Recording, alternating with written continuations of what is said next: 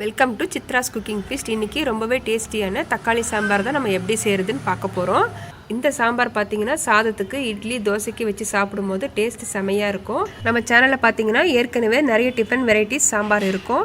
உங்களுக்கு லிங்க் டிஸ்கிரிப்ஷனில் கொடுக்குறேன். உங்களுக்கு தேவைப்பட்டதுன்னா நீங்கள் அதுவும் செக் பண்ணி பார்த்துக்கோங்க.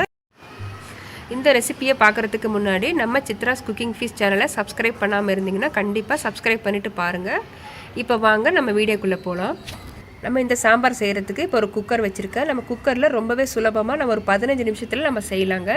100 கிராம் அளவுக்கு துவரம்பருப்பு நான் ஒரு தடவை வாஷ் பண்ணி ஊற வச்சுருந்தேன். இப்போ அந்த தண்ணியோடவே சேர்த்துக்கிட்டேன்.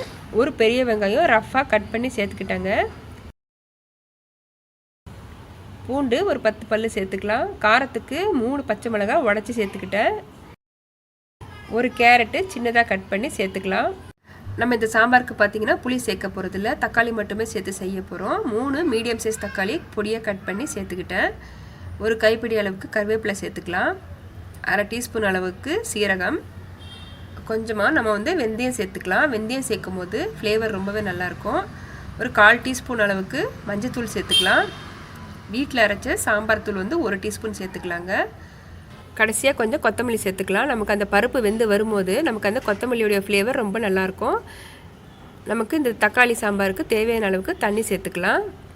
கடைசியாக ஒரு பிஞ்ச் அளவுக்கு பெருங்காயத்தூள் சேர்த்துக்கலாம். இப்போ நம்ம க்ளோஸ் பண்ணி ஒரு 3 விசில் விட்டு நம்ம எடுத்துக்கலாம். இப்போ நமக்கு பார்த்திங்கன்னா 3 விசில் வந்துருச்சு. ஸ்டீம் அடங்கினதும் நம்ம ஓப்பன் பண்ணிக்கலாம். பருப்பு பார்த்திங்கன்னா நல்லா வெந்து வந்திருக்கு. நம்ம பருப்பு கடைஞ்சிக்கலாம். மற்ற இல்லைன்னா நம்ம விஸ்கு வச்சு நல்லா நம்ம பருப்பு கடைஞ்சி எடுத்துக்கலாம். பருப்பு பார்த்திங்கன்னா நல்லா கடைஞ்சாச்சு. இந்த தக்காளி சாம்பாருக்கு நம்ம ஒரு தாளிப்பு கொடுத்துடலாம். சாம்பாருக்கு தேவையான அளவுக்கு தண்ணி நம்ம ஊற்றி அட்ஜஸ்ட் பண்ணிக்கலாம். சாம்பார் தாளிக்கிறதுக்கு ஒரு சின்ன பேன் வச்சுருக்கேன். இதில் 2 டேபிள் ஸ்பூன் அளவுக்கு ஆயில் சேர்த்துக்கிட்டேன். ஆயில் சூடானதும் கடுகு, உளுந்து, சீரகம், கொஞ்சம் வெந்தயம் ஆட் பண்ணிக்கலாம். கடுகு உளுந்து பொரிஞ்சதும் ஒரு கைப்பிடி அளவுக்கு கருவேப்பிலை, கடைசியாக கொஞ்சம் பெருங்காயத்தூள் சேர்த்துக்கலாம். அவ்வளோதான். நம்ம இந்த தாளிப்பை நம்ம சாம்பாரில் சேர்த்துக்கிட்டு நல்லா மிக்ஸ் பண்ணிக்கலாம்.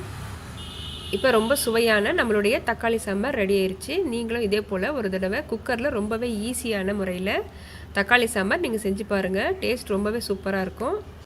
சாம்பாருக்கு நான் ஏற்கனவே கொஞ்சமாக உப்பு சேர்த்துருந்தேன். இப்போ அந்த உப்பு கொஞ்சம் பத்தலைன்னு இன்னும் கொஞ்சம் சேர்த்துக்கிட்டேன். இந்த வீடியோ பார்த்திங்கன்னா பிகினர்ஸ்க்கு ரொம்பவே யூஸ்ஃபுல்லாக இருக்கும். நம்ம எந்த வித காய்கறியும் அதிகமாக சேர்க்காம சிம்பிளான இன்க்ரீடியன்ஸ் வச்சு நம்ம குக்கரில் ரொம்பவே ஈஸியாக நம்ம இந்த தக்காளி சாம்பார் செய்து காட்டியிருக்கோம். இந்த வீடியோ உங்களுக்கு பிடிச்சிருக்கும்னு நினைக்கிறேன். இந்த வீடியோ பிடிச்சிருந்ததுன்னா வீடியோவுக்கு லைக் பண்ணுங்கள், ஷேர் பண்ணுங்கள். மறக்காமல் நம்ம சேனலை சப்ஸ்கிரைப் பண்ணிக்கோங்க. தேங்க்யூ.